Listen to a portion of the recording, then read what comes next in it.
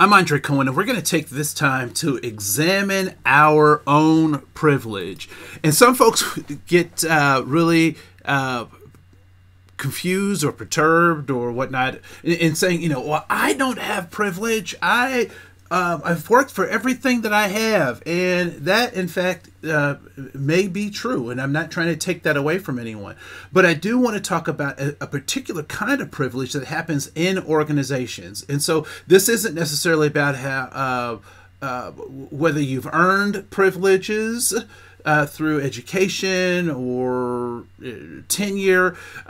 It's not about unearned privileges, but this really is about privileged behaviors. So what does privilege look like when acted out, right, in an organizational setting? And so one of the things that I want to kind of bring our minds to is that there are a number of ways, right? So one is talking first or talking over other people.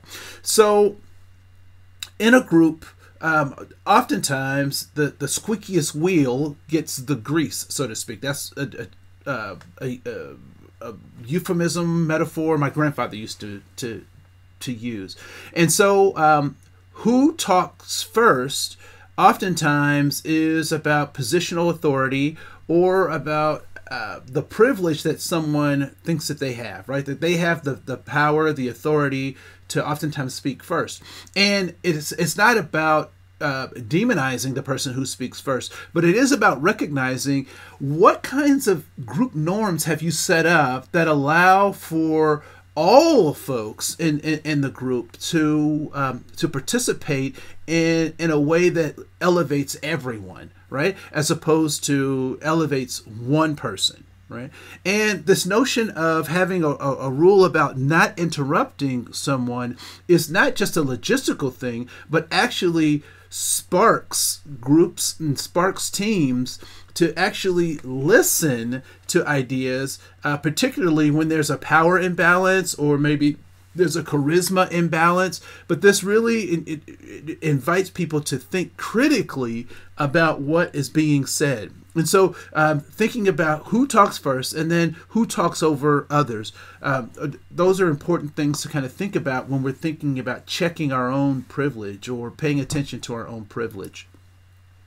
And then who gets to take credit for ideas? I don't know about you, but I've been in situations where I've given an idea, and because I wasn't the most, not the most eloquent or the most charismatic or whatever the group was after, my idea floated like a lead balloon, right? But then someone else picks up either on a nuance of my idea or takes the idea and presents it as their own. And the group says, oh yeah, no, that's wonderful. Let's think about that. And you're just kind of left like, what am I? Chopped liver? You know, anyway, we'll get past the chopped liver thing. But this idea of who takes credit for ideas. And so do we have a norm in our group to lift up everyone's idea? It's really interesting. I was in a group meeting and our administrative assistant was in our meeting, and I just offered. I said, you know what, can Nancy? Let's start with Nancy. Nancy, what are you thinking about the project or whatever?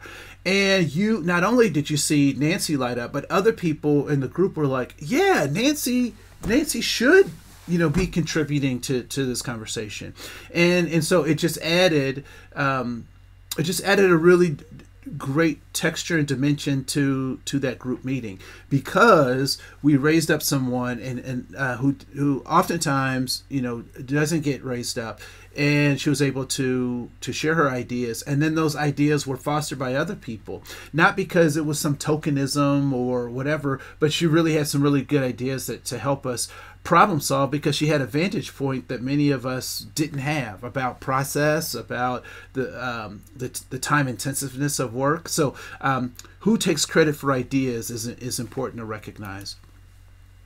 I would also say who in your group, and it could be you, believes that you can make an assumption about speaking for the whole group, right? So what persons do that? So this is a sign of privilege, that you feel like you can speak for the whole group, or for a group of people, that you have some insight that other people don't, right? And so that is a sign that privilege is at work.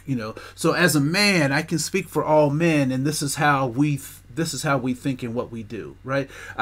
That's a sign of privilege that borderlines on arrogance, right? So we know that humility can undermine this kind of perceived privilege. So that's important to recognize. And then nextly, making assumption that you have greater influence on decisions than other people, right? That is a sign of privilege. And it's different with, when you have positional authority, you have the responsibility within an organization to have the final say or give the final word. But for those who don't have that authority to make the final decision, and this is one of the things that we know about people who have that level of authority, it is foolish for them to make a decision, and they recognize this, to make a decision without consulting the people that the decision will affect, right? But it is also foolish for people who the decision affects to think that without other considerations, what they offer will be the deciding factor, right? And so again, this humility of recognizing that there's a give and flow, a give and take, a relationship that has to be nurtured in terms of how group decisions get made. But for those people who think that, just because I said it, it happens, and even if you're in positional authority, I would submit that that's probably not the most effective way to make decisions, particularly when other people can be involved and other people are affected by the decision that is going to be made. And lastly, another sign of privilege that has to be challenged is people's feelings around how and who can correct people, right? I've often been in meetings and I've had people who either come from a background where they're using their local dialect in speaking and in communicating, and there's always like this person who's like, well, that's not how you say that, or we don't end with a you just gave me a prepositional phrase, like, and I go back and I'm like, the spirit in the group is like, who are you to tell me about how I communicate, right? And so we have that, and then we have the other side of the coin is when people presume that they can articulate better for others than they can articulate for themselves, right? And this is where you kind of get that idea of mansplaining, where a man who sees himself as an ally will speak for the people that he's for women that he's aligning himself with. And I'll be quite transparent. I could be accused of that, right? In my less evolved self, I could be accused of mansplaining. Best of intentions, but poor and lousy execution of my intentions. And so this notion that I can better articulate for a group of people that I'm aligning myself with is a sign that I have privilege, right? That I'm using my privilege. And so how do you undermine that? How do you combat that? And I would say, again, if you sit and you listen to the groups you're supposed to support, it will become very aware to you how to engage with folks, what they want you to do, what they're asking of you. how you can interject in your own sphere of influence, and you won't have to correct other people, and you won't have to speak for them, because you can speak from your own experience. And that is what actually elevates this conversations about or these conversations about equity, inclusion, and diversity. And so when we think about our own privilege, these are some of the ways in which we individually have privilege, whether it's earned or unearned. But if we're not mindful about how these things are used, they can become weapons, right? So correcting others and presuming to be more articulate than they are on their issues, making assumptions about the fact that you can have greater influence over someone else, over a decision, particularly when you're not in authority.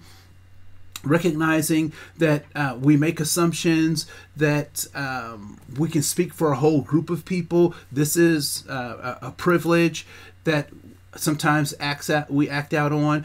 Taking credit for other people's ideas or not raising other people's ideas up is a form of privilege. And talking first and talking over people is a symptom of a sense of entitlement that oftentimes it can be equated with this notion of privilege. And so as we think about that, these allow us to examine our own privilege. And when we're able to do that, we are able to increase our effectiveness, both individually and as well as in the organization. And we increase the effectiveness of all those who are around and work with us when we engage in that process. So my name is Andre Koen. I want to say thank you so much for joining us. We look forward to seeing who you become as we continue to have these conversations, and take time and examine your own privilege.